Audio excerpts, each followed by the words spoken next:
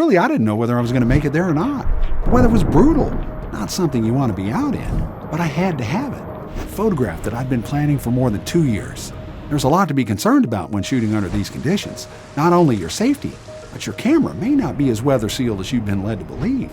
These photography tips in rainy weather can help you create remarkable images and even save your gear from an untimely demise.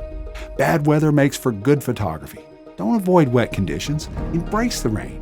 Shooting under clear skies on a sunny day, yeah, that may be pleasant, but it doesn't make the most interesting photographs. Dramatic skies and moody scenes are often a nice change from the mundane. Indeed, weather can make or break an image. Take this image for example. I've been visiting the Arkansas Ozarks for years, planning and waiting for the right conditions. Although I don't think this image is quite where I want it to be, it's certainly an improvement from this one 2 years earlier. On that note, chasing waterfalls in the Arkansas Ozarks requires a bit of rain, and at the right moment. Depending on the time of year and the amount of recent rainfall, these waterfalls can quickly change in size and clarity. It requires patience along with a sense of adventure. After 2 years waiting for the right conditions, finally, I was able to break away and make an attempt. That said, I was facing some serious hurdles. Pouring rain was relentless at times, not to mention the muddy terrain, slippery roads, flooded bridges, fog, as well as the cold, all while trying to keep myself as well as my gear dry. Which leads me to one of the most important tips ever. I've seen several YouTubers showing off their camera's weather sealing, even pouring water over the lens. Not all cameras are created equal, and some are better than others, but unless you're using a special camera housing or cameras designed specifically for underwater photography, they're not waterproof. In Nikon's manual for the D850, it reads, "Keep dry. This product is not waterproof and may malfunction if immersed in water or exposed to high levels of humidity. Rusting of the internal mechanism can cause irreparable damage." However, I emailed Nikon to kind of press them for a more specific answer. In summary, they stated that the Nikon D850 has extensive water and dust sealing, and that the camera and lenses can withstand moderate rain and mist, but they're not waterproof, and they have no IP rating. Although I'm quite comfortable using my D850 in light rain, I'm not exposing it to a torrential downpour like the rains I saw in the Arkansas Ozarks recently. I find using a simple rain bag with an attached lens hood to be the best practical solution for heavy rains. If you haven't seen my video on how and when to use a lens hood, you should check that out. There's far more to using a lens hood than most people realize. Anyway, I'll leave a link in the video description. Now for light rain, I usually just place one of these microfiber gym towels over my camera and lens. In fact, I use these towels for everything. I always carry one or two in my camera bag. They're handy for cleaning gear and wiping sweat off your brow, and just handy to have in your bag for general use. These things are super absorbent, and they do a great job absorbing water buildup from light rain. Regardless of weather sealing, it just makes no sense to me to just let water pour all over your gear. I've never had issues with mold or moisture inside my gear.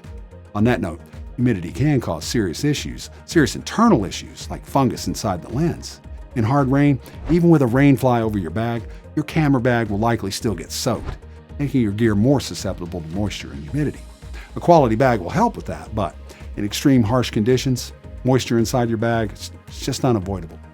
After returning home or when you get back to base camp, I recommend removing your camera and lenses and placing them in plastic bags with desiccant packs, which can help, especially with older gear.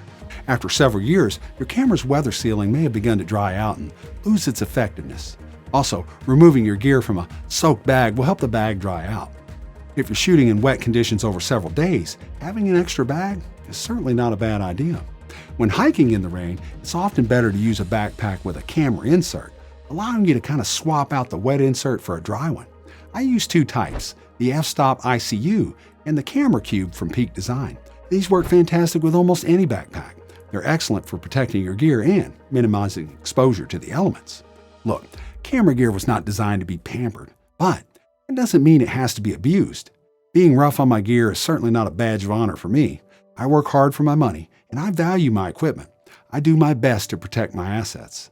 I hope to get many more years of service out of this stuff. With that, you may want to consider an umbrella that attaches to your tripod. I know, these are gimmicky, but they do work under the right conditions. Some umbrellas are better than others. I would never use one that attaches to a camera's hot shoe. I think that's a recipe for disaster. One gust of wind and, well, I don't want to find out if it's going to tear off my hot shoe or not. Some are designed to be attached to the tripod legs, like this one. However, there are two major concerns that I have with these umbrellas.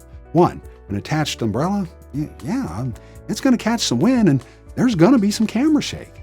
And 2, one serious gust of wind could turn your tripod and your camera into a rocket. And the next thing you know, your gear's on the ground. That said, it boils down to how it's used. First and foremost, I do not recommend using an umbrella in moderate to heavy winds, only in light winds.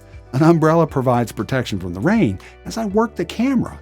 But once my composition is set, I detach the umbrella and hold it over the camera as I fire the shutter, ensuring I don't introduce any unnecessary camera shake. A good sturdy tripod works best in this situation.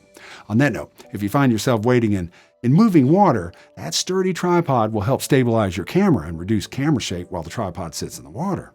While we're on the subject of tripods and water, with all those wet leaves and wet rocks from the rain, a circular polarizer is invaluable for removing glare. It also helps to restore the color and saturation in the scene. Expect the worst and be prepared. Regular viewers of the channel probably know I'm a big planner. I prefer to line up several compositions when I'm out on an adventure. Being prepared can be the difference between getting the shot or not. Plan for wet and slippery surfaces. Expect to wade through some moving water. Take rope, extra clothes, trekking poles, blankets, and an extra pair of shoes. Rope can help you transit a wet hillside and minimize the chance of slipping. Wear clothes that dry quickly. Consider water socks or waders. Depending on the time of year, layer up. Select the right shoes. If you're wading in waist-deep water, you can forget about waterproof shoes. You'd be better off to wear tennis shoes or boots that have drain holes. Waterproof shoes tend to hold the water in once they're submerged. Wearing neoprene socks with vented shoes, such as canyoneering shoes, that makes the most sense. Being cold is the quickest way to end your trip early. And, well, you won't be coming home with that award-winning image. Having the right vehicle is also an important consideration. If you're going to be in the backcountry, you may need a four-wheel drive. What roads will you be traveling? Renting the right vehicle sure does beat being stranded out in the middle of nowhere. Be prepared if you do get stuck, though. Have extra water, blankets, snacks, and survival goods in the vehicle. Consider setting up a camp nearby.